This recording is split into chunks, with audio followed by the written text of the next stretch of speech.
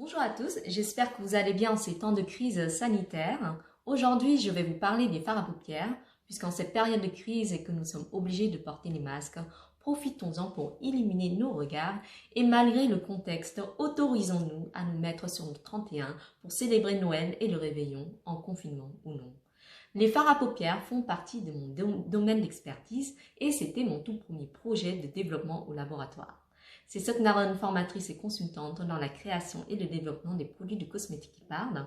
Dans cette partie de la vidéo, je vais vous parler de la technologie des fards à paupières et je donnerai des petites astuces pour choisir un bon fard à paupières.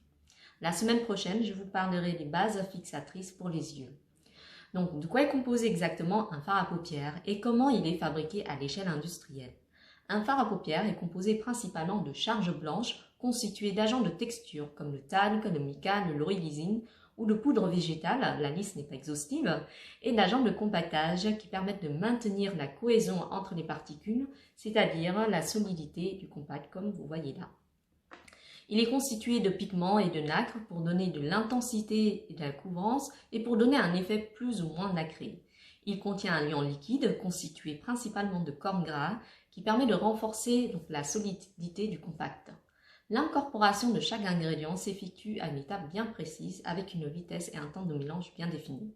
Il y a différentes manières de conditionner les fards à paupières, donc soit en version poudre libre, donc on remplit la poudre directement dans le pot, soit en version poudre pressée, donc on remplit la poudre dans un godet en aluminium ou métallique, et puis on presse la poudre et on colle le godet dans le packaging.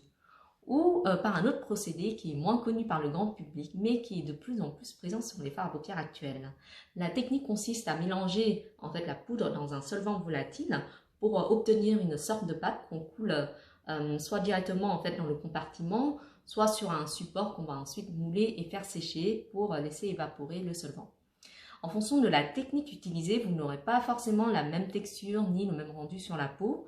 Dans les fards à paupières coulés et séchés, vous allez trouver des effets satinés, allant de satiné à nacré, avec beaucoup d'intensité et avec une texture très légère, très crémeuse et pas du tout grasse. Dans les fards à paupières pressés, vous pouvez avoir un effet allant du mat au nacré. En termes de texture, vous pouvez trouver une application plus ou moins sèche ou plus ou moins grasse en fonction de la formule.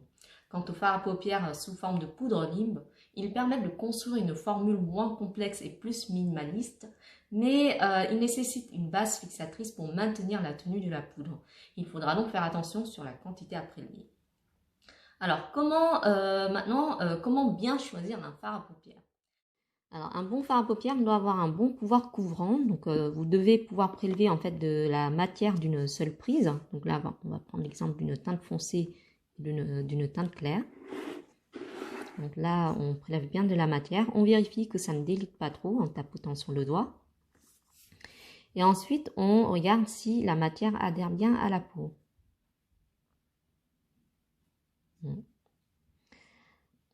On vérifie au niveau de l'application qu'elle soit bien homogène. Elle doit bien s'étaler de manière homogène. Et on doit pouvoir en fait mélanger les teintes. Donc là, on a un très beau dégradé d'une couleur claire à une couleur foncée. Alors, cette méthode peut très bien s'appliquer également avec les pinceaux ou les applicateurs. Alors, pourquoi il faut procéder de cette manière-là? Tout simplement pour éviter de mettre trop de matière sur vos paupières, car le problème, quand vous avez trop de matière, en fait, elle finit par migrer en fait sur les plis. Et l'avantage de mettre moins de matière, vous pouvez faire des petites retouches au cours de la journée ou au cours de la soirée. Il faut savoir que plus un fard à paupières est pigmenté et nacré, plus il est cher, et donc vous n'aurez pas la même couvrance avec un fard à paupières ultra pigmenté qu'un fard à paupières moins pigmenté. Il vaut mieux privilégier un produit de qualité en petite quantité, et surtout si vous aimez jouer sur les couleurs. Alors c'est peut-être un peu plus cher à l'achat, mais vous en aurez pour plus de temps d'utilisation, d'autant plus que les fards à paupières sont des produits anhydres, donc ils ne contiennent pas d'eau, et ils se conservent donc longtemps. Alors maintenant, si vous souhaitez faire des dégradés, l'idéal c'est de bien associer les couleurs. Le dégradé est une technique que j'utilise souvent pour me maquiller les yeux et je trouve que cela structure beaucoup plus le regard.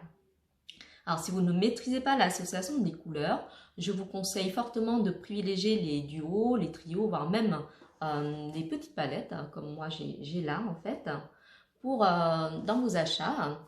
Et l'avantage, souvent dans ces palettes-là, vous avez des petits dessins en fait pour guider dans le maquillage des yeux. Donc ça, c'est très pratique.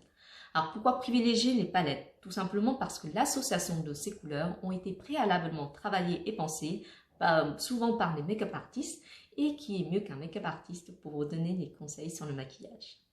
Et bien sûr, pour intensifier votre regard, il est préférable de finir le maquillage par un eyeliner et un mascara. Alors maintenant, il y a des femmes qui rencontrent des problèmes pour faire tenir le fard à paupières sur les yeux, notamment celles qui ont les paupières grasses, dont le pli est très marqué, et qui ont des paupières tombantes. Il existe une solution pour faire durer la tenue.